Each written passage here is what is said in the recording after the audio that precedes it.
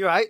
So it's that time again. Let's talk about Ultimate Spider-Man. Issue 9 just came out, and it is really, really good. Like Jonathan Hickman, never fails to disappoint. But either way, let's just jump straight into this, shall we? Of course, we start the issue off with MJ, Jonah, and Ben, and they are discussing the paper. And you'd really think that starting an issue of a Spider-Man book talking about some corporate newspaper business would be really boring. No. This is actually really, really good. And this is actually one of my favorite parts of the story, because not only does it really add a lot more depth to MJ as a character and Jonah and Ben as individuals, but it also does lean off the main theme surrounding Kingpin and the Maker. The paper is all about trying to discover the truth, as opposed to the Daily Bugle, who is under Fisk's reign. And of course, the paper is trying to uncover the truth about what's really happening in New York City. Most of the stories that are revolving around Kingpin and ones that sell the best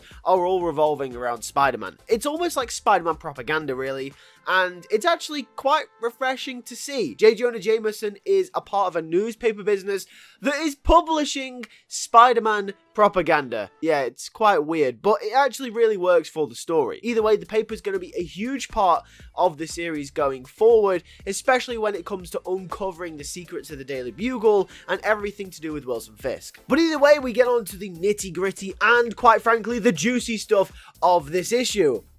Harry Osborn and Peter Parker. Yes, this relationship continues to develop, and yes, it is getting spicier. So we cut to Harry and Peter with Otto Octavius, and it is revealed that Otto has been building Peter a brand new suit. Now, while Peter actually contemplates whether he actually wants this new suit, he then goes to his AI, which is also Peter, and talks with him about it. And as we've discussed in previous videos, this AI gives very, very big symbiote vibes. Essentially, if you aren't caught up on Ultimate Spider-Man, and if you aren't, I don't know why you're watching this video, but either way, fair play to you. Essentially, the new AI that Peter got integrated into his suit is allowing Peter to essentially talk to himself. However, the AI on the other end of the suit is almost a little bit more rash, a little bit more honest, and a little bit more cutthroat than Peter is himself. While Peter is a tad bit indecisive,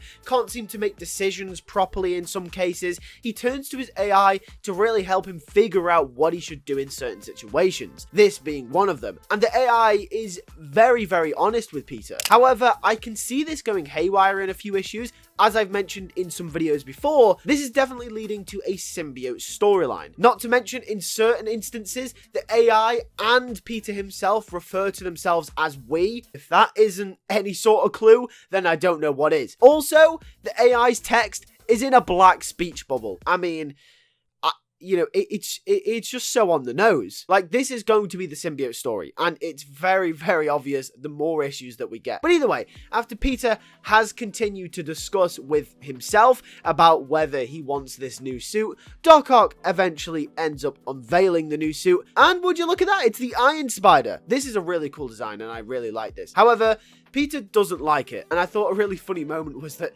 Peter says he doesn't like it because it's made out of spandex. Oh, God. But essentially, the main reason Peter doesn't like it is that it's too unlike Spider-Man. It's got rocket launchers and concussion bombs and stun webs and lasers and all this cool stuff. And Peter's just kind of like, yeah, I don't need any of that. Which is fair enough. I mean, he's Spider-Man, right? He doesn't need lasers and guns and stuff, right? He's Peter Parker, he's Spider-Man, he doesn't need that stuff. Even though Peter doesn't accept this gracious gift from Otto Octavius, we know 100% he's going to end up wearing the suit. I mean, just look at Chekhov's gun. I mean, it's a classic example in, well, not just film, but storytelling in general. If you show the gun, it better be fired by the end of the movie. Well, they've shown us the Iron Spider.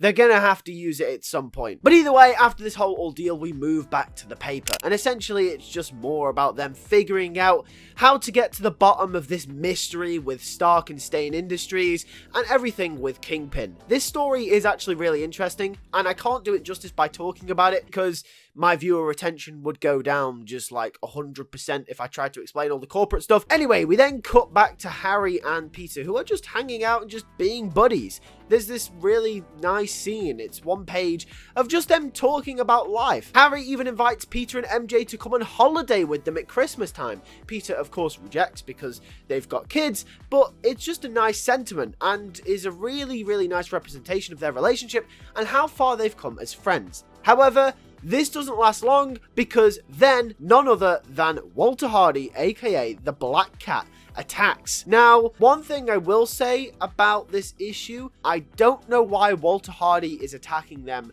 by himself. The whole previous issue with the build up to the Sinister Six and everything was purposefully done to show how they're going to be working together to take on Green Goblin and Spider-Man. Black Cat thought it was a good idea to find them and then tried to take them both on by himself. That's just maybe my only complaint, a slight inconsistency maybe for Hickman. Possibly there's a reason in a future issue that it happened this way. Maybe Walter Hardy was too in over his head. We don't know yet. Either way, Black Cat fights Spider-Man and the Green Goblin, and he ends up getting the upper hand. Until Harry just decides, you know what, I'm gonna brutally murder this man. Yeah, so Harry basically tries to kill him. He shoots him off a building with his laser, and he falls about 3 stories to the pavement. Yeah, Harry, that's attempted murder. If not, it is murder. And not only was this shocking to the audience,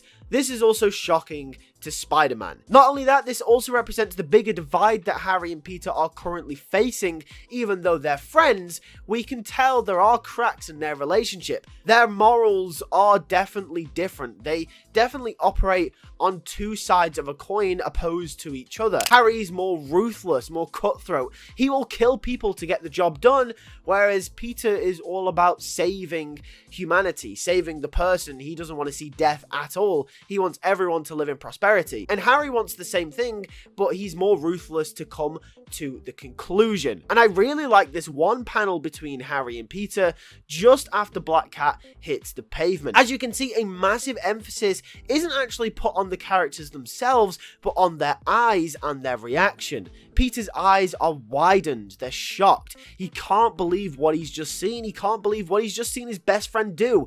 Whereas Harry is leaned back, calm, cold, collected. His eyes are practically shut. His eyes aren't surprised at what he's just seen. And I think this is a perfect representation visually of these 2 characters' morals, ethics, and how they deal with certain situations. And Peter even calls him out on it, saying, "What the hell, Harry?" And this sparks a whole debate about what they're willing to do to get what they want. And Harry, of course, once again reaffirms the fact that, yes, he will kill people if they try to hurt anyone he loves or get in the way of any of his goals. And of course, Peter doesn't agree, but it ends with once again them being all pally and like, "Oh, I love you." Like, yeah, okay, but there are definitely cracks in this relationship. And when it comes to crunch time, and when Peter and Harry end up fighting each other, this is going to be really, really saucy, because I'm guaranteeing that fight is going to link back to all of these moments that we've had in these issues. Either way, I think it's really, really cool, and it's a really, really bitter, almost bittersweet moment to end the issue on. Like, Walter Hardy almost dies, but it's in the name of friendship, so it's okay. Either way, yeah, it's a really good issue. I'm really, really, really happy with this series so far. I cannot wait for issue 10. I can't wait for the whole Sinister Six battle between Harry and Peter.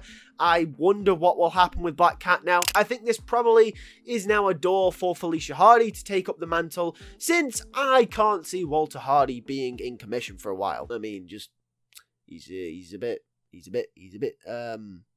non-responsive, let's put it that way. Either way, thank you for watching the video. If you enjoyed Ultimate Spider-Man issue 9, let me know down below. Make sure to have a coffee for me, because it's getting to autumn time now, and you know, coffee's the greatest thing to ever be created by man. So yeah. Anyway, thanks for watching, and I'll see you guys in the next one. Take care and peace.